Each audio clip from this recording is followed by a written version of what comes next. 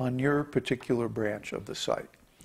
And we're also still looking for people who want to be focalizers and who want to manage the different sites with the ultimate aim of creating communities, actual physical communities in different parts of the world that follow this same esoteric teaching principles.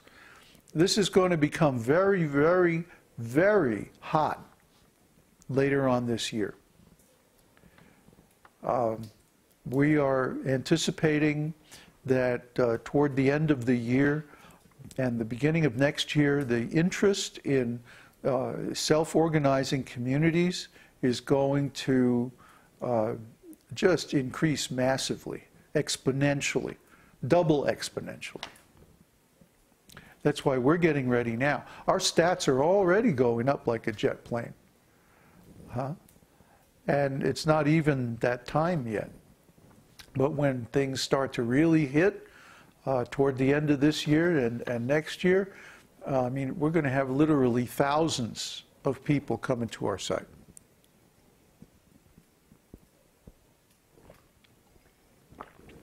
So we are really going to need help managing this growth.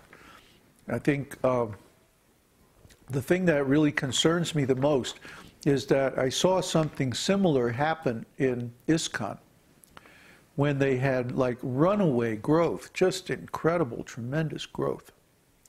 But they did not have the infrastructure to handle that growth and keep quality control.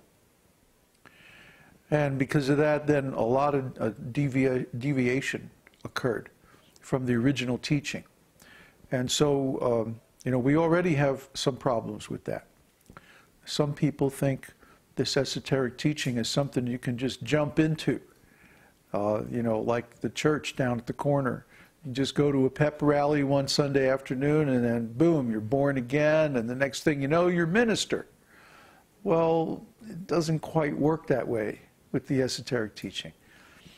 It takes a long time to actually master the esoteric teaching. You can't do it in a few weeks. You know, a lot of people want to have a prominent position in their community, in their religious community or whatever. But in our case, we have to make sure that the people who accept leadership positions are actually qualified for those positions.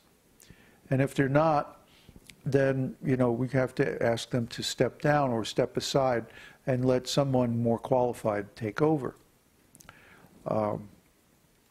It's not easy to learn this esoteric teaching.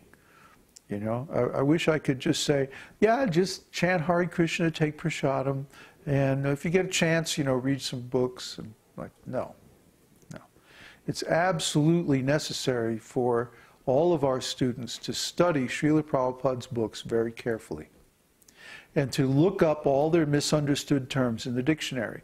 You're going to hear me say this 500 times before you actually believe it. How long did it take you to believe it? 550 times? Yeah. About a year, wasn't it? Mm-hmm. Yeah.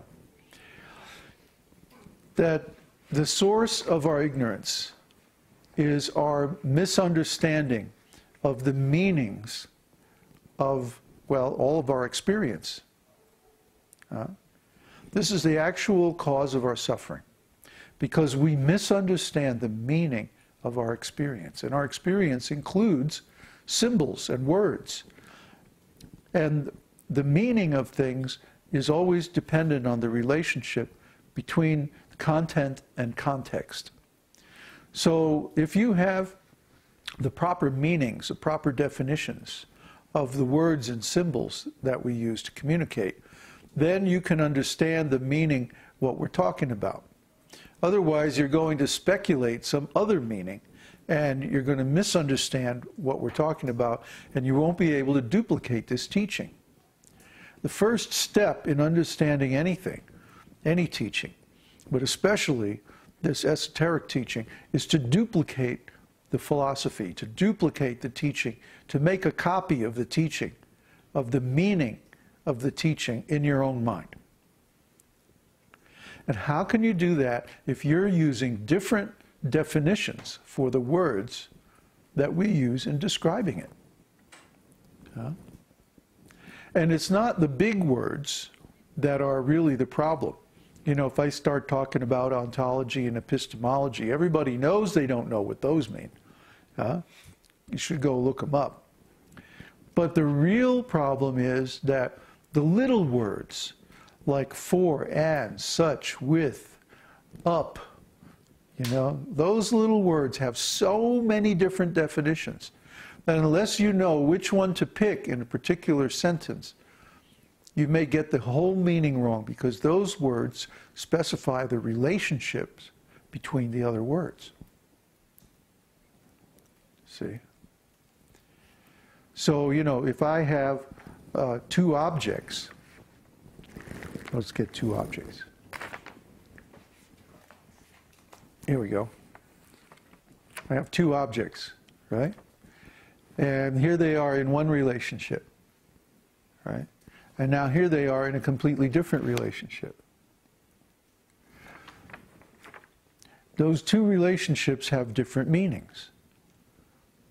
So if you get the meaning of the little relationship words incorrect, if you guess and you get the wrong definition, then you may say, put them this way, or that way, or this way, or the other way. Well, which way are we talking about?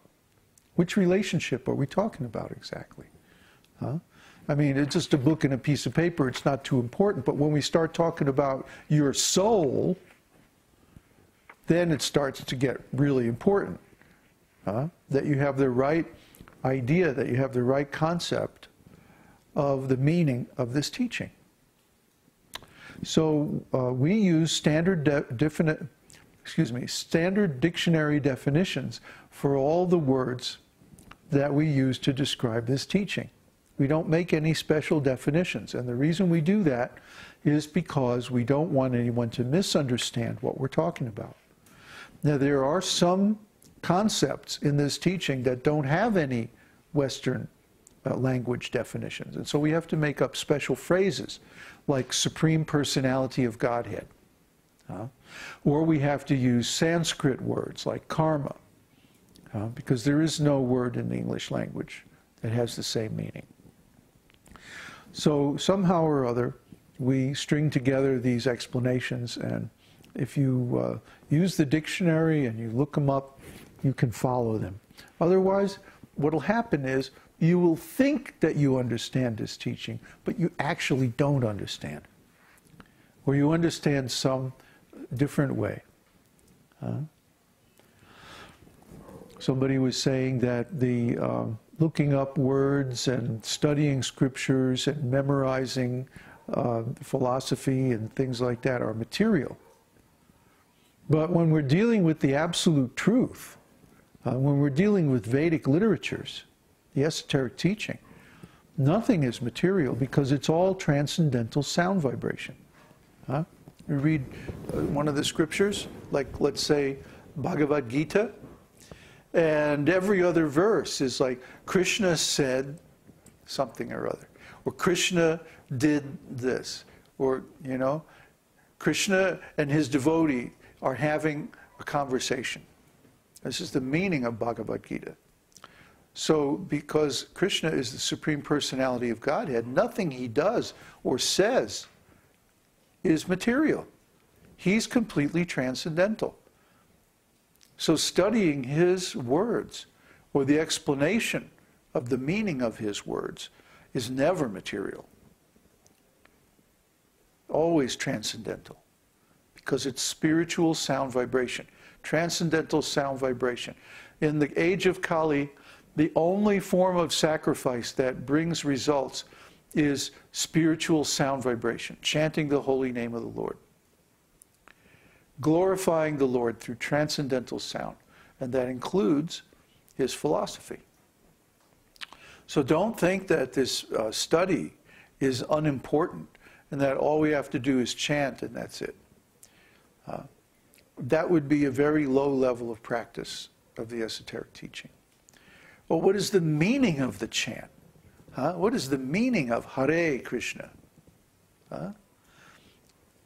I've spent, the last 6 or 7 years doing nothing but writing and speaking and teaching about what is the meaning of Hare Krishna. I could spend the next 12 million years talking about the same subject and never reach the end. No problem at all. Lord Sankarshan, the form of the Lord who supports the planetary systems on his heads, has thousands of heads in the form of a great snake. And thousands and millions of heads and thousands of millions of mouths. He is eternally glorifying Lord Krishna.